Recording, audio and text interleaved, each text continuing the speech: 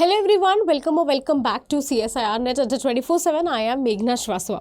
ICMR exam का form कब आता है? चलिए सबसे पहले बात करेंगे। जो लास्ट ICMR एग्ज़ाम का फॉर्म आया था वो आया था आपका 19/6/2024 यानी 19 जून को आपका ये फॉर्म आया था। अब अगर हम बात करें कि किसको ये एग्ज़ाम देना चाहिए तो यहाँ पर पूरी एक लिस्ट है।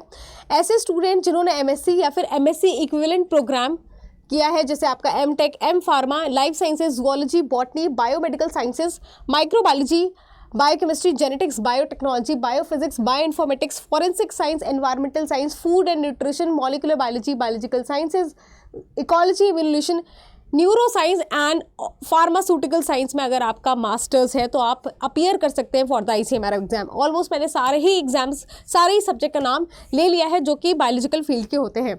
इसके अलावा आपको बता रखा है कि जो भी स्टूडेंट अपने फाइनल ईयर में है वो भी अप्लाई कर सकते हैं, एंड साथ में आपको बता रखा है तरीका कि कैसे आपको अप्लाई करना होगा। अब अगर आप पैटर्न ऑफ क्वेश्चन पेपर की बात करें तो ICMR का जब एग्जाम होता है उसमें पार्ट A क्वेश्चंस आते हैं आपके एप्टीट्यूड सेक्शन से, जिसमें टोटल 50 क्वेश्चन होते हैं। अब इस 50 क्वेश्चन में आपके reading comprehension, reasoning abilities, analytical ability, quantitative comparison, इन सभी टॉपिक्स से क्वेश्चंस आते हैं। नेक्स्ट आता है पार्ट बी में आपके 50 क्वेश्चन आते हैं। ये भी आपके जो रिलेटेड है to the specific fundamental knowledge, उसी से क्वेश्चन आते हैं, जैसे molecular basis to change occurring in living cell, यानी आपकी cell biochemistry, cell biology, genetics से ओरिजिन ऑफ लाइफ, एवोल्यूशन हो गया, बायोटेक्नोलॉजी के प्रोसेस, बायोएथनिक्स, बायोसेफ्टी और कुछ फंगल पैथोलॉजी इन्फेक्शंस के थ्रू आते हैं। जो अगला पार्ट C का सेक्शन होता है इसमें आपके बहुत सारे सब्जेक्ट्स होते हैं और किसी एक सब्जेक्ट्स में ही आपको अपीयर करना होता है, यानी कोई एक सब्जेक्ट के लिए आप अटेम्प्ट कर सकते हैं। तो आप किस सब्जेक्ट के लिए अपीयर कर सकते हैं, इसके लिए आपको फॉर्म में ही जो सब्जेक्ट का टेस्ट है वो आपको फिल करना पड़ता है। इसी के अकॉर्डिंग इस पूरे ही डोमेन में आप देख सकते हैं कि 50 क्वेश्चन आएंगे और इन फॉलोइंग में से किसी एक सब्जेक्ट में ही आपको अपीयर करना होगा एग्जाम में।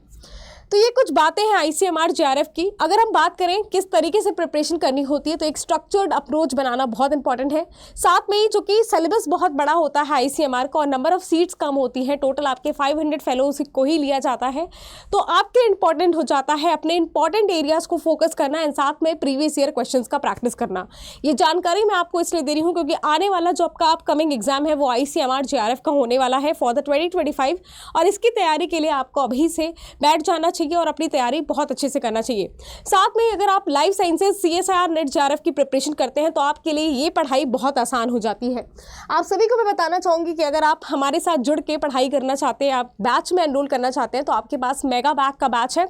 इस बैच में अगर आप इस बैच में एनरोल करते हैं तो आपको बहुत सारे बैचेस के एक्सेस एंड साथ में टेस्ट सीरीज का मौका देने को मिलेगा। साथ में आपका टारगेट 3.0 बैच है जो कि जून के लिए सबसे लेटेस्ट बैच है, इसकी आप एनरोलमेंट कर सकते हैं इस पर भी, एंड साथ में आपका दिसंबर टारगेट बैच है।